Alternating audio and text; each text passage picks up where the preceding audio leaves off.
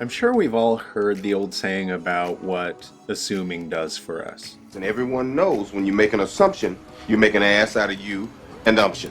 Nobody wants an umption. But we do it all the time. Even when I make these videos, sometimes I wonder if when y'all watch it, you just sit back and laugh at me or think about what a complete and utter tool I am.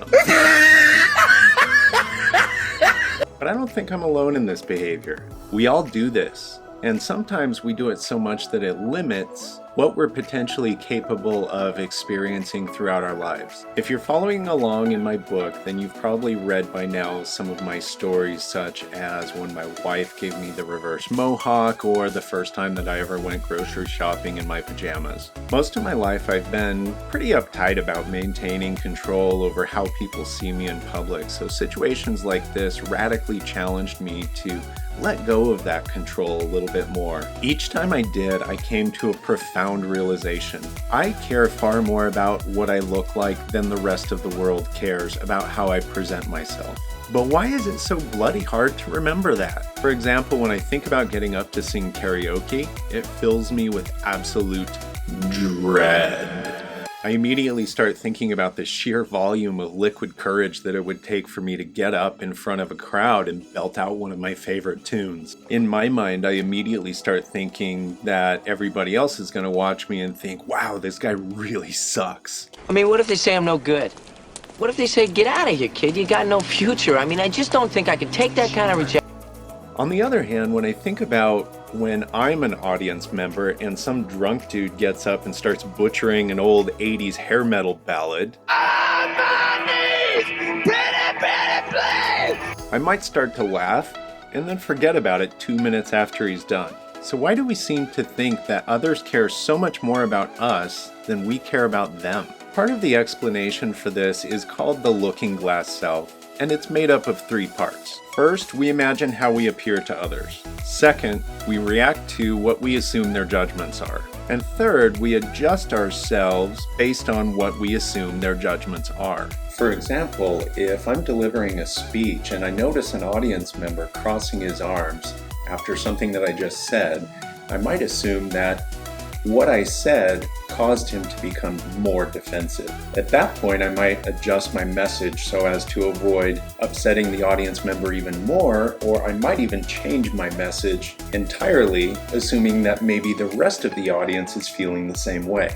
Furthermore, I might even start feeling a wave of anxiety coming over me, when in reality, maybe my audience member just wanted to tie up the loose appendages because it's more comfortable that way. Our assumptions warp the world around us, leading us to some pretty hasty and unnecessary adjustments to our self-esteem. Think of it this way. If I really want to swim but the water looks really cold, then my assumption might prevent me from even trying. The stronger the assumption of a negative outcome, the more power it has to prevent me from even trying. So in an example like this, what should I do to get over my fear? Well, the answer seems kind of obvious.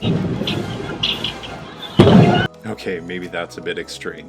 I could test the water a bit to see if my assumptions are valid. Sure, maybe it's a bit cold, but maybe it's not cold enough to prevent me from doing what I wanted to do in the first place. Regardless, the only way for me to merge my perception with reality is to take that first dip, whether it be just a toe or a straight up belly flop.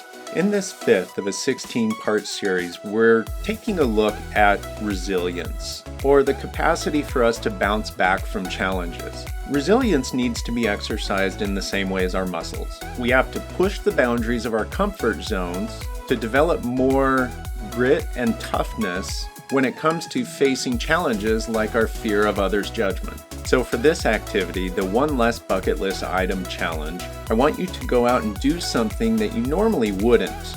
Maybe because you're hesitant based on what you assume others would think of you. For me, I was just recently in LA with my family. We were taking my daughter to her first K-pop concert. There we were in a crowded mall in Koreatown in the middle of LA. And that's when the opportunity presented itself. In this crowded mall, surrounded by strangers, I put on a cartoon character headband, grabbed my daughter's hand, and started skipping across the mall with reckless abandon.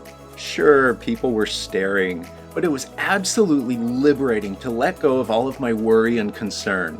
Instead, I was able to focus solely on making a memory with my daughter, and to hear her laughter was absolutely worth all the stares in the world. Now, as you do whatever it is that you've chosen to challenge yourself with, pay close attention to how liberating it feels for you. The greater the challenge, the greater the feeling of liberation. Then I want you to consider what this means for your relationships. Do you think you might be more likely to tell somebody how you really feel without fear of looking foolish? Or perhaps do you think you might be likely to mend a relationship that's gone broken for way too long? Take that first dip in the pool. I think you'll find that the possibilities it opens up can be quite life-changing. You know the routine now? Like this video if you like where it's headed, subscribe for more content, and I'll see you next time.